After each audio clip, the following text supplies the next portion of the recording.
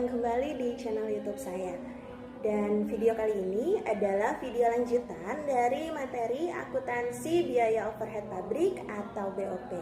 Di video kali ini kita akan membahas mengenai langkah-langkah penentuan tarif BOP, kemudian dasar pembebanan BOP, dan juga melakukan perhitungan analisis selisih BOP. Nah, dalam menentukan tarif BOP, langkah-langkah yang diambil adalah sebagai berikut. Yang pertama, yaitu melakukan penyusunan anggaran BOP. Dalam menyusun anggaran BOP, kita harus memperhatikan banyak sedikitnya kegiatan atau kapasitas yang akan digunakan sebagai dasar penaksiran. Anggaran BOP sendiri yaitu suatu perencanaan rinci mengenai BOP sehubungan dengan proses produksi selama periode yang akan datang, meliputi jenis biaya, waktu, serta tempat di mana biaya tersebut terjadi.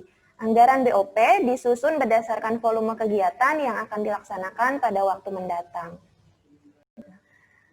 Nah, berikut ini adalah contoh bagaimana menyusun anggaran BOP.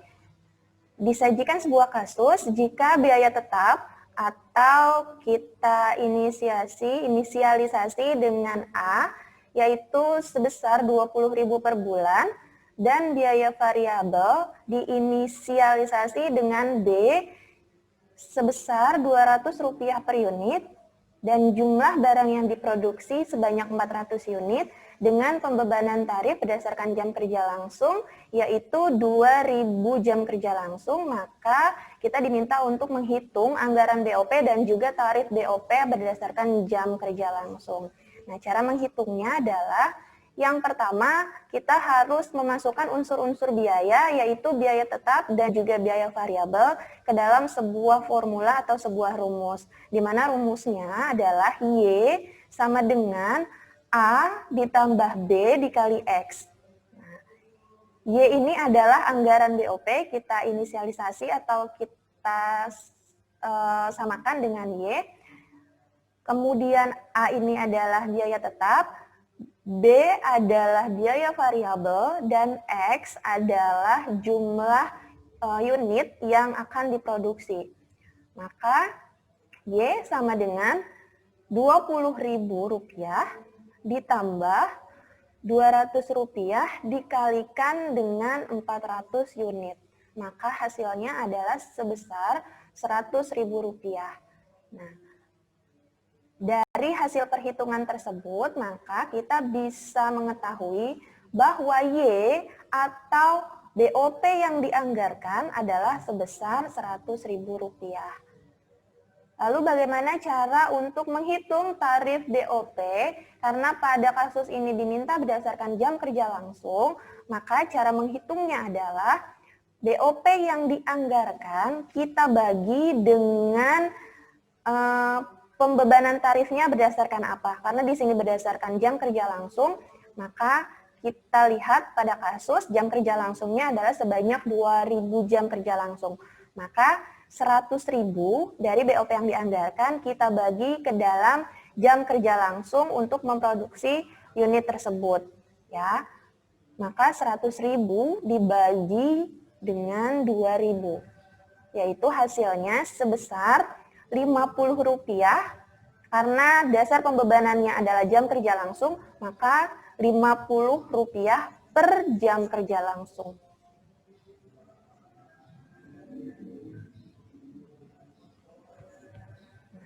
Selanjutnya, dalam menyusun anggaran BOP ini, kita harus memperhatikan banyak sedikitnya kegiatan atau kapasitas. Nah, ada 4 macam kapasitas yang dapat dipakai sebagai dasar pembuatan anggaran BOP. Yang pertama, ada kapasitas teoritis. Nah, kapasitas teoritis merupakan kapasitas produksi penuh dan juga terus-menerus tanpa henti atau 100% dari aktivitas atau kapasitas yang sudah ditetapkan. Nah, perusahaan tidak memperhitungkan hambatan-hambatan, baik itu hambatan yang berasal dari internal maupun hambatan yang berasal dari eksternal. Yang kedua, kapasitas praktis. Kapasitas praktis merupakan kapasitas produksi dilakukan perusahaan dengan memperhatikan hambatan-hambatan. Tetapi pada kapasitas praktis, hambatan yang diperhitungkan hanyalah hambatan yang sifatnya internal.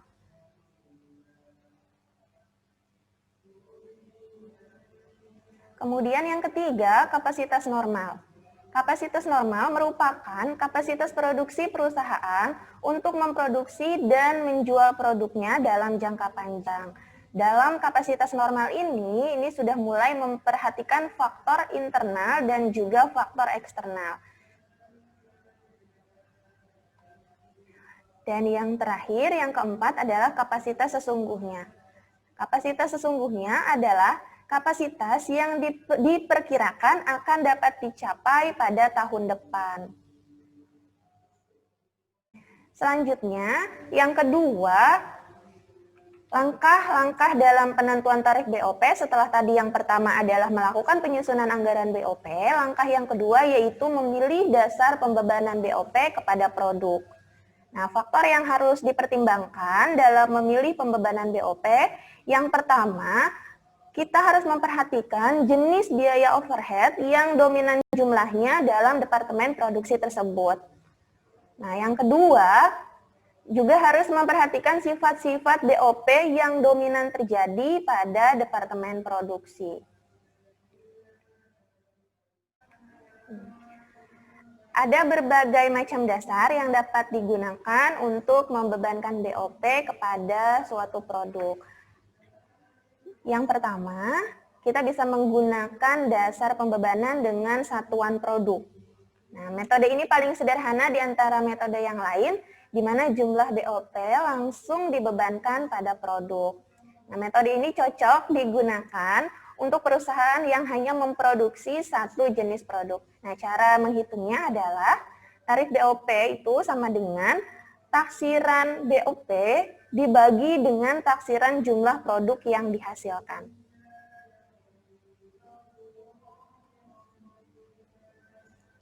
Yang kedua, kita bisa memilih dasar pembebanan berdasarkan biaya bahan baku. Metode ini membebankan BOP berdasarkan taksiran bahan baku yang dipakai sebagai produksi. Nah, semakin besar biaya bahan baku yang dikeluarkan untuk membuat produk, maka makin besar juga tarif BOP yang dibebankan kepada produk tersebut. Cara menghitungnya adalah taksiran BOP dibagi dengan taksiran biaya bahan baku yang dipakai untuk produk tersebut. Kemudian yang ketiga bisa berdasarkan biaya tenaga kerja langsung. Nah, metode ini membebankan BOP berdasarkan taksiran biaya tenaga kerja langsung yang digunakan untuk memproduksi produk. Cara menghitungnya adalah dengan membagi taksiran BOP dengan taksiran biaya tenaga kerja langsung. Selanjutnya, ada berdasarkan jam tenaga kerja langsung. Ya, tarif ini dipakai apabila elemen BOP perusahaan yang ada dominan menggunakan atau berhubungan erat dengan jam kerja langsung. Nah, formula perhitungan tarifnya adalah dengan membagi taksiran BOP dengan taksiran jam kerja langsung.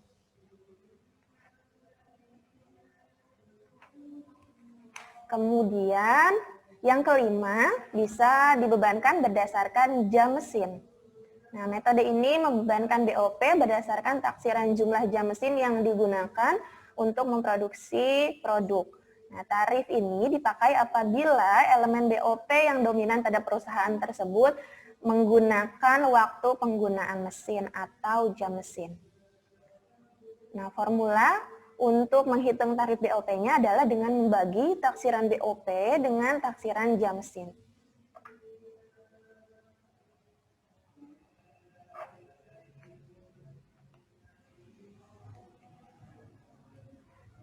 Kemudian selanjutnya, bagaimana mengumpulkan biaya overhead pabrik yang sesungguhnya? Nah, jika barang produksi telah selesai diproduksi, maka semua BOP baru dapat dihitung. Nah, ini yang disebut dengan BOP sesungguhnya. BOP yang sesungguhnya dikumpulkan untuk dibandingkan dengan BOP yang telah dibebankan atas tarif yang ditentukan di muka. Nah, selisih yang terjadi antara BOP yang dibebankan dengan BOP yang sesungguhnya terjadi disebut dengan selisih pembebanan kurang atau selisih pembebanan lebih.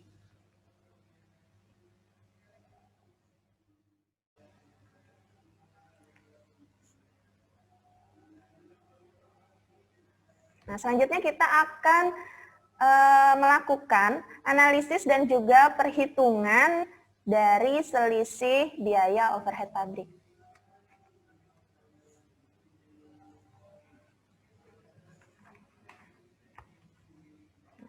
Selisih BOP yaitu perbedaan antara BOP sesungguhnya dengan BOP yang dibebankan. Jika BOP sesungguhnya lebih besar dari BOP yang dibebankan, maka ini disebut dengan under applied factory overhead. Nah, kejadian ini menyebabkan kerugian bagi perusahaan. Tetapi sebaliknya, jika BOP yang dibebankan lebih besar dari BOP yang sesungguhnya terjadi, maka kondisi ini disebut dengan over applied factory overhead.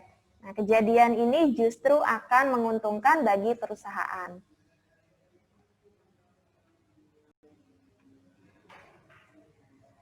Analisis selisih BOP. Selisih BOP yang timbul akan dianalisis ke dalam dua macam selisih. Yang pertama, selisih anggaran. Selisih anggaran adalah selisih yang disebabkan oleh perbedaan antara BOP sesungguhnya dibandingkan dengan anggaran BOP pada kapasitas sesungguhnya. Cara menghitungnya adalah dengan mengurangkan BOP sesungguhnya dengan BOP yang dianggarkan. Selanjutnya kita akan melakukan perhitungan selisih anggaran BOP dengan contoh kasus berikut ini. PT Zale memproduksi berbagai jenis mebel, diantaranya kursi. Volume menurut anggaran adalah sebanyak 4.000 unit, akan tetapi dalam realisasinya hanya mencapai 3.000 unit. Tarif biaya overhead-nya Rp2.500 per unit. Anggaran untuk biaya tetap sebesar Rp2 juta dan juga biaya variabel sebesar Rp1.500 per unit. BOP yang sesungguhnya terjadi sebesar Rp6 juta dan kita diminta untuk menghitung berapakah selisih anggaran dari BOP yang terjadi.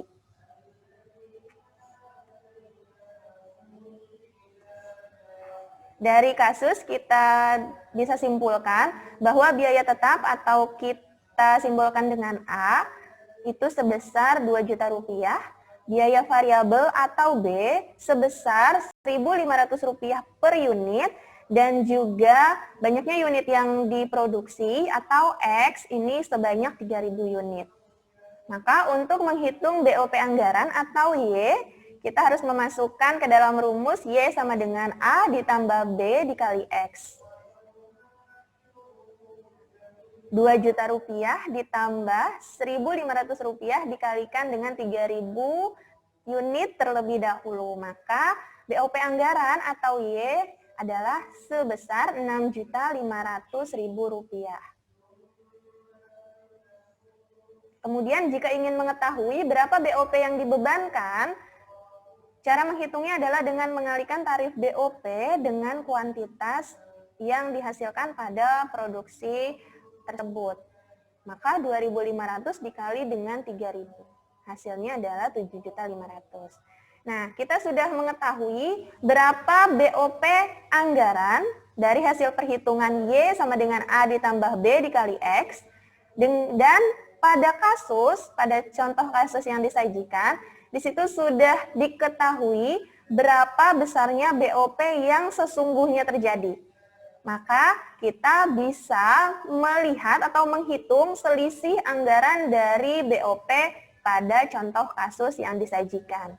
Ya, BOP yang sesungguhnya terjadi adalah sebesar Rp6 juta, sedangkan BOP anggarannya adalah sebesar Rp6.500.000. Nah, dari sini kita bisa menghitung atau mendapatkan hasil selisih sebesar Rp500.000.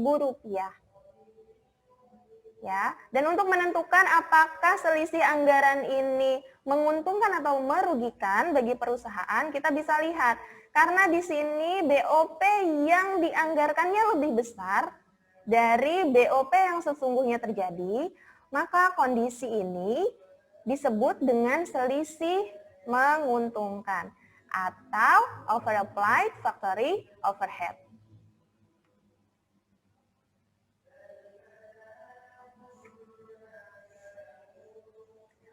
Yang kedua, yaitu ada yang disebut dengan selisih kapasitas.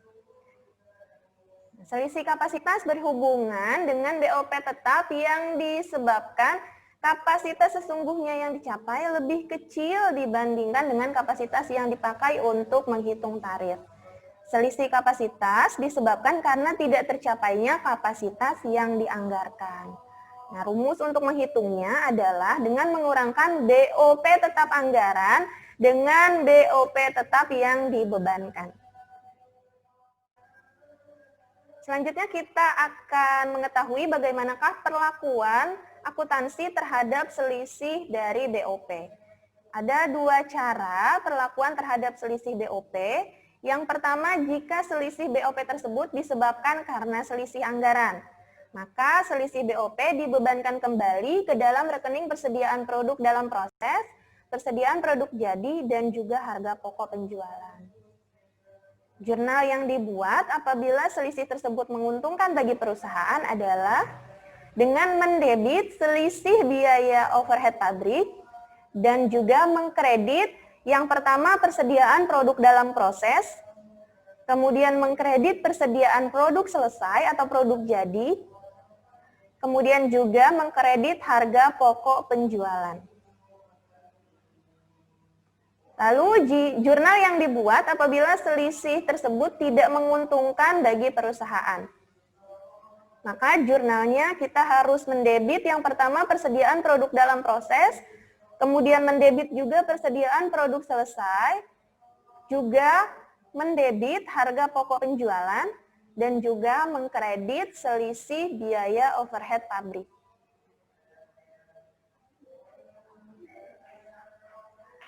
Lalu bagaimana jika selisih BOP tersebut disebabkan karena selisih kapasitas?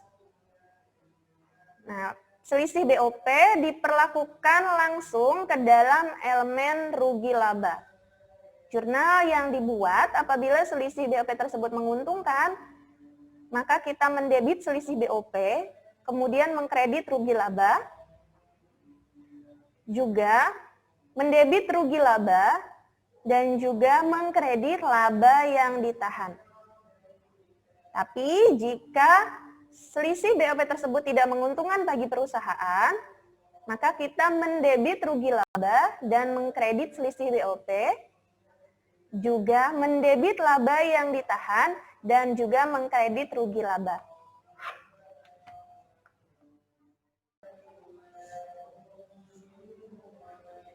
Demikianlah materi untuk video kali ini, dan untuk mengukur sejauh mana pemahaman kalian tentang materi yang sudah disampaikan, silakan kalian berlatih dengan mengerjakan soal berikut ini.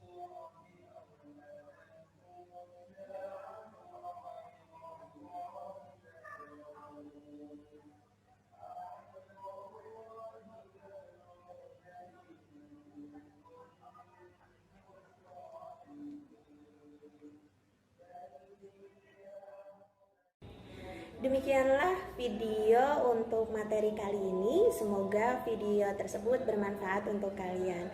Dan juga tetap semangat, selalu jaga kesehatan, dan jika terpaksa untuk melakukan aktivitas di luar rumah, maka tetap patuhi protokol kesehatan dengan 3M. Mencuci tangan, memakai masker, dan juga menjaga jarak. Dan sampai jumpa di video selanjutnya.